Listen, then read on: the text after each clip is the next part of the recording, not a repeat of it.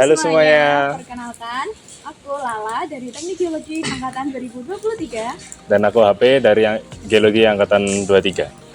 Nah, pada Biotalk bulan Maret ini kita kedatangan narasumber yang super keren. Oke. Yuk kita kenalan dulu. Oke. Silakan Mas Ekal. Halo semuanya, perkenalkan nama aku Alvin Suhakaryanto, bisa dipanggil Haikal dari Angkatan 2021. Oke, kira-kira boleh diceritakan Mas bagaimana proses awal magang di perusahaan yang Mas lakukan kemarin? Oke, jadi proses awalnya kemarin aku aku main di LinkedIn ya, terus akhirnya coba buat nge-reach out alumni dan coba buat buka kesempatan, cari opportunity, dan akhirnya dapat satu opportunity di Arutmin, PT Arutmin Indonesia, dan coba untuk apply di sana, bikin proposal segala macam, dan melewati proses seleksi, akhirnya kepanggil untuk kegiatan magang di Arutmin di bulan Februari sampai Maret kemarin. Kalau dari Mas Ekal sendiri, apa yang menjadi daya tarik untuk bisa magang di industri itu? Oh, daya tariknya yang pertama, kalau buat magang, karena di industri pertambangan ini sebenarnya masih linear dengan geologi. Jadi bidang-bidang geologi ini masih banyak yang bersinggungan dengan dunia pertambangan, industri pertambangan. Jadi kalau mau belajar buat geologi aplikatifnya itu lebih bagus ketika di pertambangan. Atau juga di sana lebih terjamin hidupnya juga. Jadi poin-poin itu yang bikin aku tertarik sih di sana. Oke, betul. Terus kalau boleh tahu kegiatan selama magang tuh apa aja ya Mas? Kayak sehari-harinya ngapain aja gitu? Oh, sehari. Jadi kan di magang itu ada ada bikin proposal dulu. Nah, itu isinya nanti tujuan magang itu mau ngapain. Misal mau penelitian tentang, jadi aku kemarin penelitian tentang kesabaran lereng.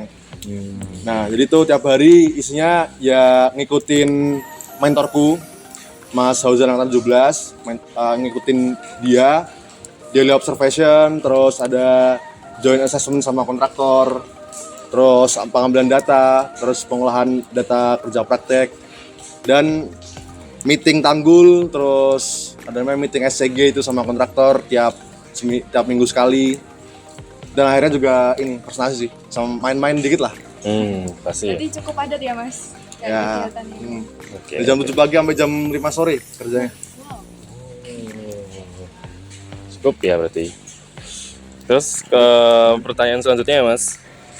Berdasarkan relasi Mas Ekal di situ, bagaimana gambaran atau prospek mengenai jurusan lain yang bekerja dalam tambang batu bara? Boleh disebutin apa saja? Kalau prospek jurusan lain banyak ya. Jadi di Arutmin itu ada 4 divisi. Yang berkaitan dengan engineering, teknikan itu ada 2 divisi. Yang pertama divisi engineering dan yang kedua divisi SHE atau Safety Health Environment.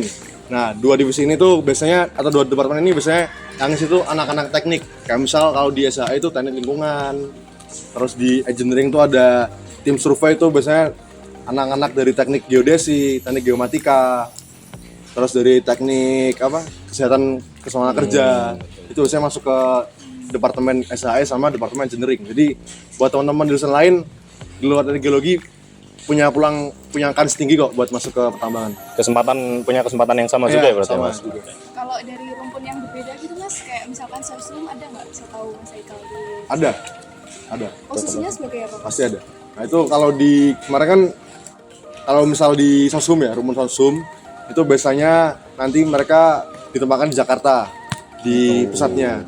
Jadi kalau kayak misal jadi legal konsultan, terus jadi psikologi itu jadi senior recruitment officer, itu biasanya ditempatkan di Jakarta, di office pusat.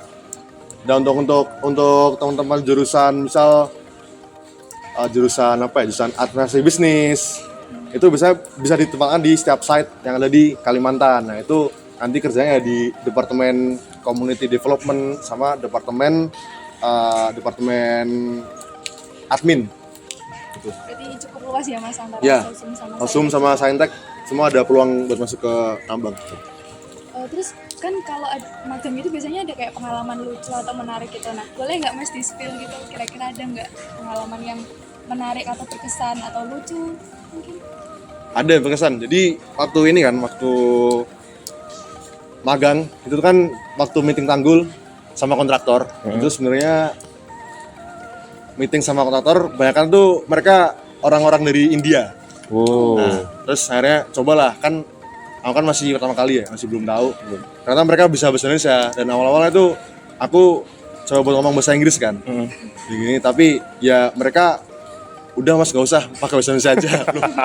Kaget kan aku kan pakai bahasa Indonesia gitu. Udah akhirnya ya itulah pakai bahasa Indonesia aja. Soalnya ternyata di sana orang dia nih udah kerja 10 tahun lebih di Indonesia. Makanya udah jago-jago. Udah senior ya Mas. Iya. Berarti memang nggak cuma orang Indonesia aja yang ada di situ. Bisa ketemu orang luar negeri yang lain gitu. Orang India, Australia. Oh, betul. Berarti skala perusahaannya tuh internasional gitu kan Mas? Iya, kebanyakan kalau misal kan ini kan ada bukaan buat tenaga asing kan. Oh iya. Biasanya rekrut dari luar negeri semua. Oke. Kalau Mas Haikal sendiri kan lihat-lihat, apalagi kami yang kemarin ikut ngelapang Mas Haikal kan kita sudah punya banyak skill. Tapi dengan mengikuti magang kemarin, skill apa yang menjadi tambahan buat Mas Haikal? Yang pasti skill komunikasi penting. Oke. Itu penting banget. Jadi kalau kalian di kuliah, atau teman-teman yang masih kuliah nih, itu organisasi itu penting banget di kuliah. Karena nanti ketika kerja itu gak cuman otaknya dipakai, tapi gimana cara kalian untuk bisa mengkomunikasikan ide kalian atau gagasan kalian ke orang-orang lain di sekitarnya. Itu paling utamanya. Kalau misal kalian nggak bisa menyampaikan itu dengan secara tegas, secara benar-benar tersampaikan seluruhnya, itu bakal susah nanti kerjanya, bakal merusak ritme perusahaan kayak gitu. Yang pertama komunikasi, yang kedua skill negosiasi. Ini juga perlu nih kalau misal kalian nanti ditambang, apalagi main di owner perusahaan, skill negosiasi ini perlu, karena nanti sabar itu kalian bakal ada debat sama kontraktor lah untuk mempersalahkan produksi gitu. Nah, nanti kalian yang negosiasi nih, ini enaknya gimana cara jalan tengahnya. Itu skill negosiasi ini sangat diperlukan lah. Yang kedua, terus yang ketiga skill software. Ini perlu banget nih software di sini, karena di sana pengolahannya itu benar-benar berbasis software semua. Jadi kalau misalnya ada data dari luar terus diinput pakai software, terus dibikin modelan. Nah ini makanya sekarang kalaupun misal nanti di kuliah nggak dapat pelajaran untuk aplikasi software, kalian harus tahu sendiri karena benar-benar berguna banget gitu. Belajar mandiri gitu ya Mas? Iya. Cari tahu sendiri. Betul. Berarti banyak kayak skill yang didapetin selain dari kuliahan ini ya Mas? Iya, betul. Terus kira-kira kesimpulannya apa nih Mas dari kegiatan magang kemarin? Kesimpulan Saksuran. Iya, silakan. Kesimpulannya kemarin magang di PT Artmin sangat berkesan. Terus juga bagi aku yang barusan dapat mata kuliah geologi teknik, itu benar-benar bisa langsung diaplikasikan. Jadi apa yang aku dapetin di kelas, coba aku aplikasikan ke lapangan. Terus juga dibimbing sama ahli juga, profesional. Nah itu benar-benar terasa banget experience-nya. Benar-benar nanti ketika di lapangan tuh, oh ini prosedurnya begini. Jadi itu yang paling aku rasain sih. Terus kesimpulannya juga di sana, selama aku magang di sana benar-benar diayomi, terus juga lingkungan pekerjaannya welcome banget sama anak-anak magang. Jadi dari tempat yang pas untuk berkembang juga bagi anak-anak magang ataupun tugas akhir di PT Artmin. Pokoknya segala dari manajemen, administrasi di sana bagus lah. Gampang semua. Berarti awalnya kayak ada bimbingan gitu dulu ya Mas? Iya. Yang langsung Ya, awalnya dikasih orientasi tentang pertambangan apa, terus orientasi tentang perusahaannya bagaimana. Jadi langsung ke lapangan langsung. Betul. Terus untuk selanjutnya Mas, mungkin bisa beri pesan atau tips kepada adik tingkatnya yang misal mau lanjut magang juga. Oke, untuk pesannya yang pertama tuh tetap perkuat personal branding. Jadi sekarang tuh personal branding itu yang bisa menunjukkan value yang kalian punya. Dan satu-satunya tempat yang bisa menunjukkan itu adalah di LinkedIn. Jadi manfaatkan platform itu sebaik mungkin, karena gak ada yang tahu ke depannya jalan rezeki datangnya dari LinkedIn. Itu yang pertama. Terus juga dari LinkedIn kalian bisa memperluas relasi dengan alumni, kalian bisa menjaga silaturahmi dengan alumni juga. Itu yang pertama. Terus yang kedua, tetap belajar otodidak lah terkait software-software, apalagi software tentang pemodelan geologi. Itu sangat-sangat penting karena sekarang para recruiter di setiap perusahaan tuh mencari para lulusan yang mahir software pemodelan. Jadi untuk para teman-teman di luar sana yang nonton ini, yang mau kerja di tambang ataupun di industri lainnya, rajin-rajinlah untuk otak-atik software. Nah itu penting banget lah. Yang kedua, terus yang ketiga, belajar nekat. Karena kalau menurut pandanganku ya, sekarang di dunia itu udah banyak orang pintar, tapi hanya sedikit orang yang nekat. Jadi misal normalnya itu magang KP itu semester 7-8.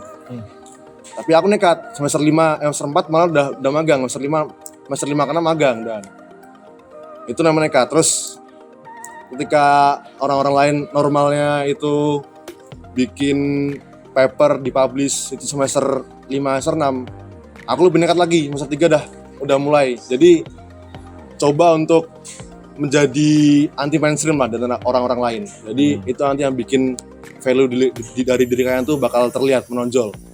Jadi itu kuncinya. Personal branding, relasi, sama software. Itu sih.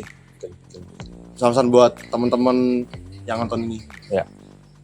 Salah satu poinnya tadi harus berani ambil keputusan, Ya. bisa nekat gitu ya Mas. Nah, Keluar nekat. dari zona nyaman gitu ya Mas. Betul. Dari zona nyaman, betul. Karena itu kayaknya agak susah sih Mas. Ya. Kayak banyak orang yang kayak lebih memilih buat tetap di zona nyamannya Iya. gitu. Ya, sih. Ya. Oke, tipsnya.